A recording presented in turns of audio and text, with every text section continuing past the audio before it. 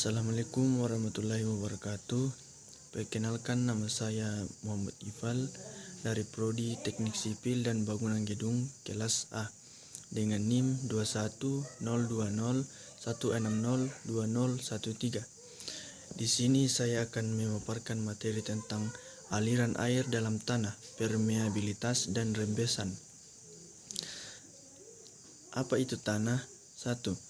Tanah adalah merupakan susunan butiran padat dan pori-pori yang saling berhubungan satu sama lain, sehingga air dapat mengalir dari satu titik yang mempunyai energi lebih tinggi ke titik yang mempunyai energi lebih rendah.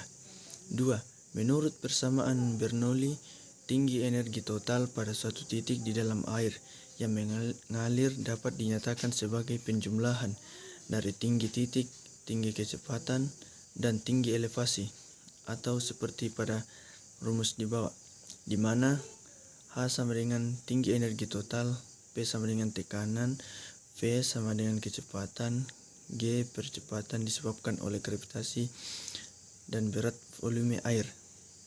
Apabila persamaan Bernoulli di atas dipakai untuk air yang mengalir melalui pori-pori tanah, bagian dari pesanan yang mengandung tinggi kecepatan dapat diabaikan.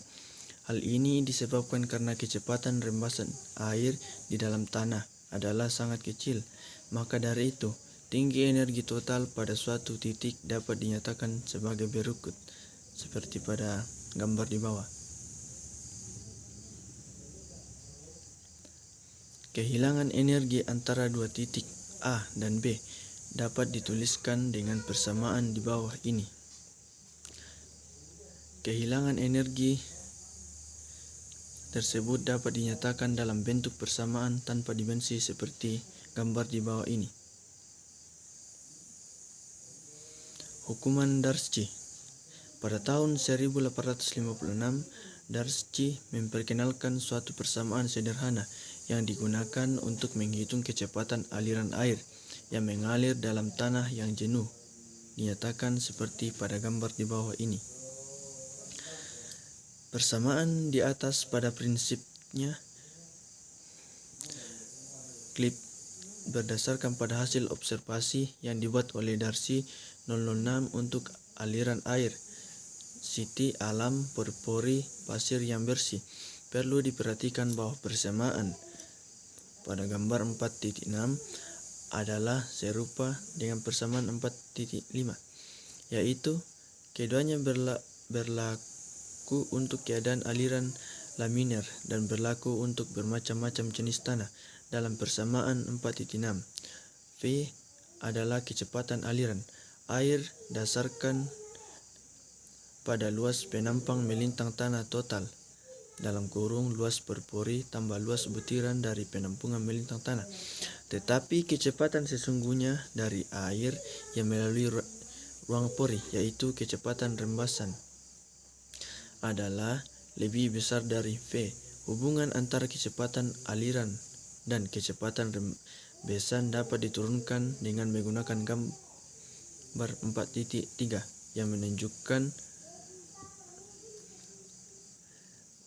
papiang tanah satu dengan penampang.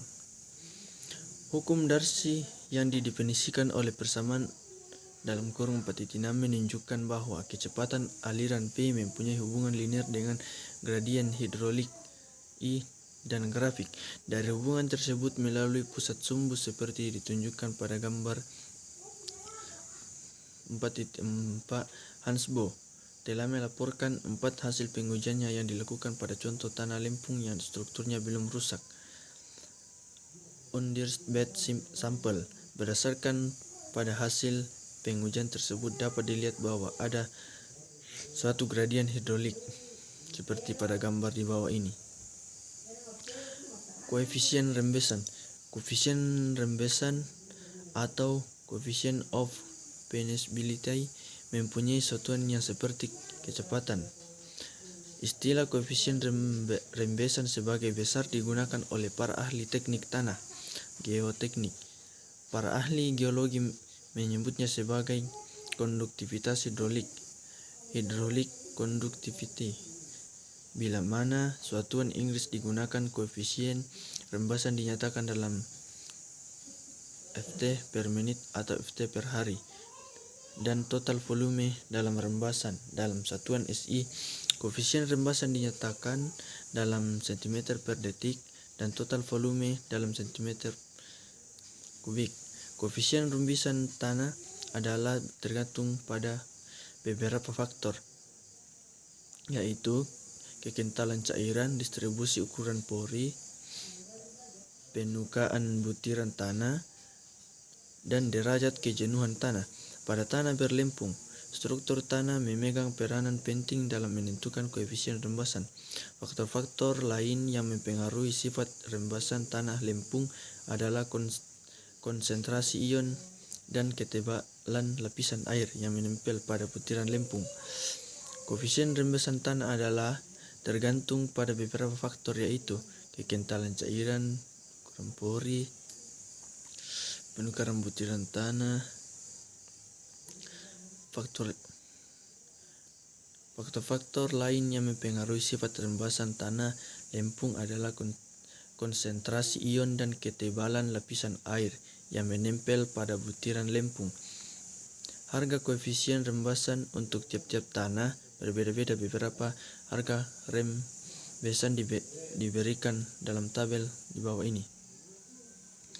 Koefisien rembasan tanah yang tidak jenuh air adalah rendah. Harga tersebut akan bertambah secara cepat, dan bertambahnya derajat kejenuhan tanah yang bersangkutan. Koefisien rembasan juga dapat dihubungkan dengan sifat-sifat dari cairan yang mengalir melalui tanah yang bersangkutan dengan persamaan sebagai gambar di bawah ini. Penentuan koefisien rembasan di laboratorium. Ada dua macam uji standar di laboratorium yang digunakan untuk menentukan harga koefisien rembasan suatu tanah, yaitu uji tinggi konstan dan uji tinggi jatuh. Penjelasan singkat untuk tiap-tiap tipe percobaan tersebut diberikan di bawah ini.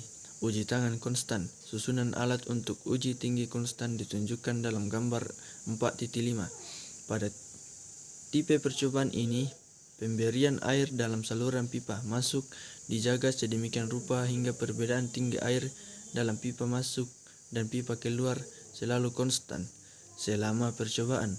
Setelah kecepatan aliran air yang melalui contoh tanah menjadi konstan, air dikumpulkan dalam gelas ukuran selama suatu waktu yang diketahui. Volume total dari air yang dikumpulkan tersebut dapat dinyatakan sebagai pada gambar di bawah ini. Uji tinggi jatuh. Susunan alat yang digunakan untuk uji tinggi jatuh ditunjukkan dalam gambar 4.6. Air dalam pipa tegak yang dipasang di atas contoh tanah mengalir melalui contoh tanah. Pada mulanya, perbedaan tinggi air pada waktu T sama dengan 0 adalah. Kemudian air dibiarkan mengalir melalui contoh tanah hingga perbedaan tinggi air pada waktu T sama dengan T adalah H2. Persamaan kontinuitas dalam media yang isotropik mewakili dua kelompok grafik yang saling tegak lurus satu sama lain, yaitu garis-garis aliran atau flow lines, DAP, garis-garis ekipotensial atau equipotential lines. Garis aliran adalah suatu garis sepanjang mana butir-butir air akan bergerak dari bagian hulu ke bagian hilir sungai melalui media tanah yang tembus air. Tinggi potensial di semua titik pada garis tersebut adalah sama. Jadi apabila alat-alat piezometer diletakkan di beberapa titik yang berbeda-beda di sepanjang satu garis ekipotensial, air di dalam tiap-tiap piezometer tersebut akan naik pada ketinggian yang sama. Pada gambar 4.17 menunjukkan definisi garis aliran dan garis ekipotensial untuk aliran di dalam lapisan tanah yang tembus air atau permeable layer di sekeliling jajaran turap yang ditunjukkan pada gambar 4.16a. Gradien di tempat keluar dan faktor keamanan terhadap boiling.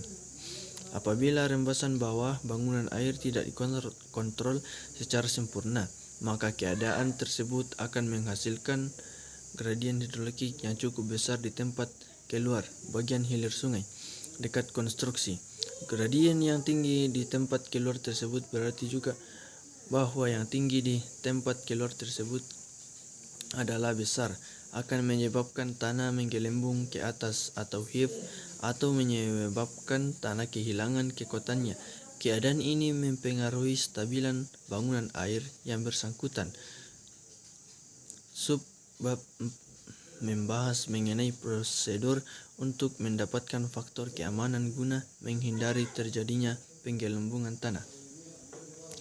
Sekian dari saya. Assalamualaikum warahmatullahi wabarakatuh.